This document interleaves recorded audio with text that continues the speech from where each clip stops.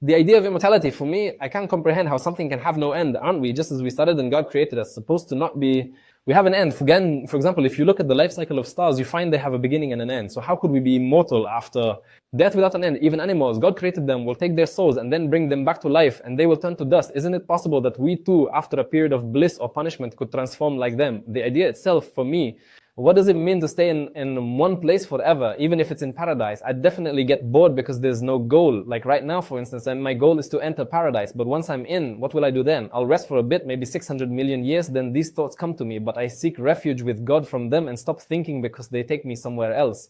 Only once while I was reading the verse that says, and they say, when we are bones and dust, will we really be raised up as a new creation? Tekun daily, and the description of Prophet Muhammad, peace be upon him, of the people of paradise, that they will be as tall as Prophet Adam, 60.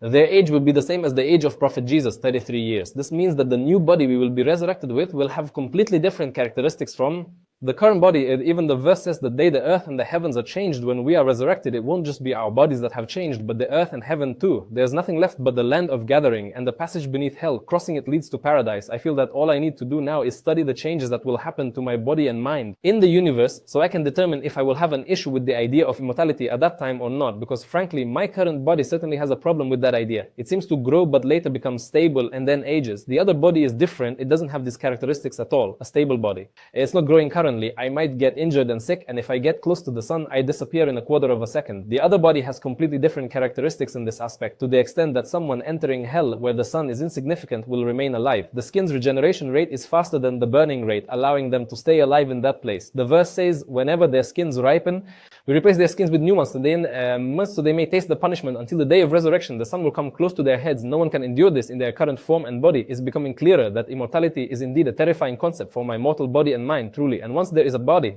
with different attributes, I might accept the idea differently and embrace it. But the problem is that everything mentioned so far is about my body only, and it's my mind that doesn't comprehend the idea. So will my mind change too, so that the idea becomes acceptable to it? And if it changes, will I forget everything? I found the answer in the Quran as well. The verse says, in the name of God, the most gracious, the most merciful. Lord, glory be to Him, created us in this world with a certain body and certain emotions. These emotions, like resentment, boredom, impatience, envy, hatred, and love, are necessary in the current life. Without rushing, a 1-year-old child wouldn't try to walk. Why walk if we're sitting? But the verse says, man was created of haste. God created you like that.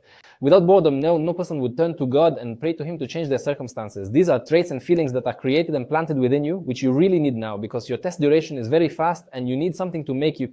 It moves, and the one who created it is able to change it completely. It's not something that sticks permanently. In this world, you have the trait that if you eat koshari every day, you get bored. You want something different. You'd go back to koshari saying, I feel like having rice pudding. The new feelings in the new body in paradise are not like that at all. Every bite of the same thing will feel better. This is a trait you won't be able to understand now with your current mind and body, but that will be normal. You'll hug your wife the first time you see her in heaven for 70 years without getting bored. 70 years of just hugging, and it won't stop because of boredom there. It will stop because there are millions of things to do in paradise. Now, each one devoid of boredom and extinction and endowed with renewal and permanence, and a very important trait is removed from you. It's called the shape that in Chin say the trait of habituation in the world. You have to get used to it to get bored and want to change. But in the hereafter, there's no habituation. Everything you do, you enjoy it by God's power as if it's the first time. Attributes and feelings are all things God can create in you or erase from you to suit the place you live in. The attributes you currently have, like boredom, fear, and weariness, are not there now because of your cleverness. My dear, you are a human being created this way, and the one who created you like this will remove these few attributes and give you other attributes that will make your current thinking about the idea of eternity different.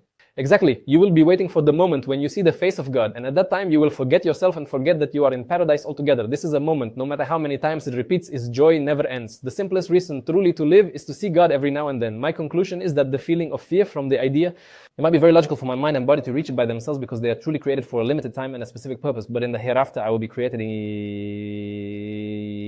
my mind and body can comprehend the idea that there is no time at all, so I'm not worried about how I'll live there for all that time because there is no time. God will create me in a form that suits that, and that form is completely different from my current state. My current state is only suitable for me to worry when I am there that immortality is in paradise, because otherwise it would be a problem. Peace.